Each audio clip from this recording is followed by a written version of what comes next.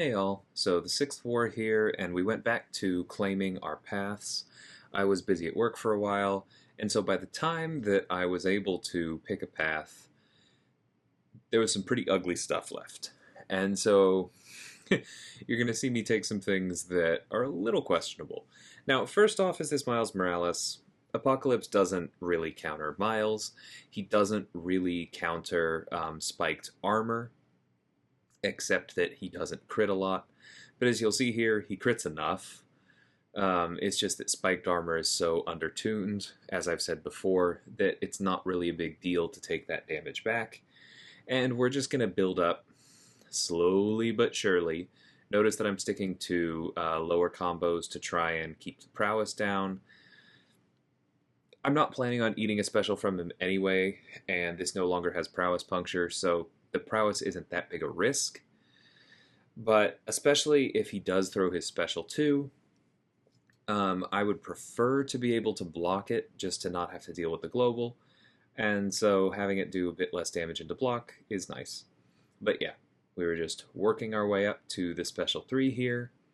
Throw that, and here we go. He is going to get his spider camo after this, so we're going to have to be nice and careful. But this is going to do enough damage to him. He's already half dead. This is just a very slow fight to get Apocalypse a second charge, so that when we take the nasty mutant that we take immediately after this, we'll start at 4, and that will make that fight somewhat easier. So now we have the bleed ticking away. He is healing, but thankfully, the poison. Thankfully, the poison and despair are working out for us, and his health is still going down. Now, right here, or right after this, I do take a small risk. I thought that I was going to be at a special 3 right there. Thankfully, the one hit of the special 2 killed him, and that's all that we needed. So, almost 2 minutes for a rank 4 Apocalypse against Miles. Just playing it very, very slow. But super safe. We got our charge. That's what we needed. So at this point, I cut the recording because I went and I dueled against Bishop. I pushed him to his special 2 several times and practiced the dex there. I also practiced the start of this fight, where you get 1 dex and then you want to wait for it to go away. Now, that back wall kind of surprised me. I don't know why. I didn't think I was going to be there yet, and I just kind of panicked. Because what I intended to do, what I practiced doing, and what I should have done, is that pretty early on, after getting that first disorient on me, I should have hit into his block and backed him up. I knew that's what I needed to do. Because if you get backed up at the wall and you take a few of those disorients, then you take damage for going immune to each one of them, because that counts as multiple debuffs that you are going immune to, and therefore that you are purifying, and Bishop punishes that. Now, annoyingly, even though I dueled immediately before this, evaded the special 2 several times, as you can see there, it looked like I just tried to block an unblockable special. There was absolutely no recognition in-game that I had tried swiping. Clearly I was late. Very unfortunate.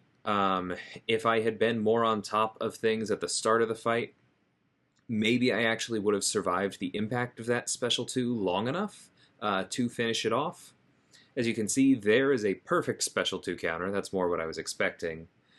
And then I think this next one, I actually dex it a little too early because I was still a little shocked from the previous fight where I clearly dexed it too late. So, it happens. I am glad that I got to take this fight in a war where it didn't really matter, just to like really lock in that, no, seriously hit his block at the start of the fight. The spacing really, really matters. Because it's a hard fight. I've seen Campo do it. I've seen other people do it. I'm glad I got my rep in now. It's just something to remember for next time.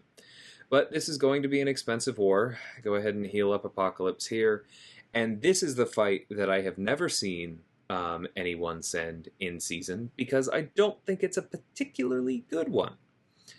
and that is Apocalypse against this Skrull on Hazard Shift One Eye Open.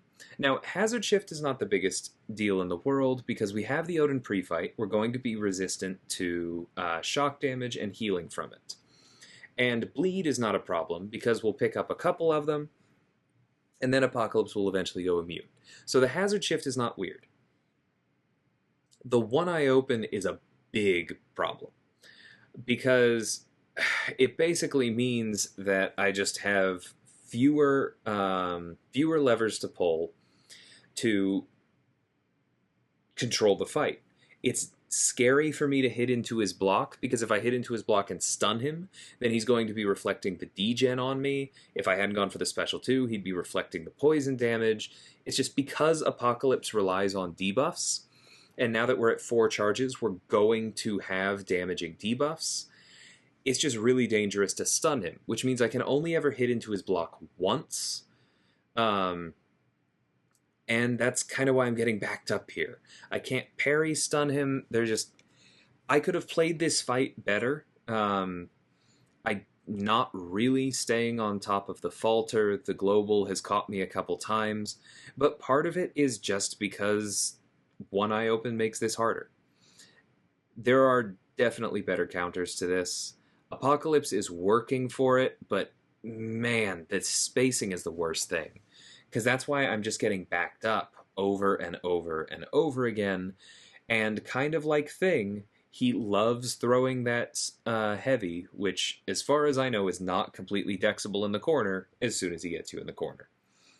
So yeah, could have played this better, but this is not an ideal matchup. This is just one that I am taking because this is kind of what was left. This is the downside of the system that we've been using this season with the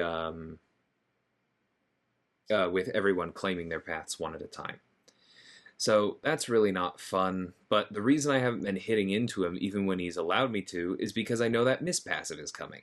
So I get hit yet again, and then we go ahead and sidestep into this. Thankfully the falter is on cooldown, the global is now on cooldown, we do full damage here, but of course the falter's back. I think I hit into his block here. Yeah. And then we're still able to throw this, right? Yeah, the global was on cooldown there. But then I let it... I think I was confused as to whether it was actually on cooldown, because I should have just thrown the special 2. And that would have finished it. Oh well, got lucky that last hit ended it. I'm glad that was a solo. But I kind of consider that a trade for the Bishop fight, because the Bishop fight I should be able to solo in season. That one I'm never sending anyone to in season. That is just an absolutely garbage fight that no one should take if they want to win wars. But Apocalypse got it done. Turns out having a rank 4 has some advantages. So then Nimrod against this Domino is just very, very simple. I'm trying to play around Hazard Shift where I can, but you saw me hit in early there a little bit. I did pick up some shocks. Because he doesn't have access to willpower, they do hurt. So that part's not particularly fun. We're trying to parry as much as we can, build up some armor ups while we were in Titan. And then she finally throws this. Now we're in bleed mode, so we can go ahead and throw this. We have 12 armor ups. That's a lot of extra attack. And that's all she wrote. So that is why I brought Nimrod instead of just forcing Apocalypse to work for Domino as well, or bringing somebody else who could take Skrull a little bit more efficiently. And it's just because I wanted Nimrod to make Domino that trivial, because Domino is not fun to fight. And I just wanted to minimize the risk there. So this Sasquatch fight is an absolutely insane assignment that nobody should ever take in season. But we had a couple people sick in the battle group, and so it's just not all hands were on deck. And so I was like, you know what, I'm pretty sure I can get that down at least one, or in no more than one revive, because of how much passive damage Nimrod has. Maybe I'll even solo it. So I was like, let's give it a shot. And I am not boosted right now, because I didn't boost at all for Domino, because Nimrod versus Domino is cake almost everywhere. And so I didn't boost before this one. I was like, let's just see how it goes. Now, as you can tell, there is a lot of power gain in this fight. There's Mystic Dispersion, There's Conflictor. We are landing some of those power gains because we're keeping Conflictor on cooldown by removing those prowesses and trying to turn them into active shocks. But the power drain is slow, and he just has so much from all the Mystic Dispersion. We do get off our first special 2 there, and the damage is really solid. That took out almost half of his health right there. But yep, there he goes. He's about to go red. So we have 3 armor ups up. That's going to help. Thankfully, Sasquatch doesn't do a ton of extra stuff on his special 3. It just normally really, really hurts. So I see how much damage that one does when I only have 3 armors. And I'm like, alright, I can tank a few more of those. We'll be okay. Now, I'm still going to keep baiting things, because ideally I don't take too many of those, but that's also why I'm trying to reparry here to get some extra armor ups. We are back up at 10 charges, so we go into Eradicate. We're going to do another big special 2 here.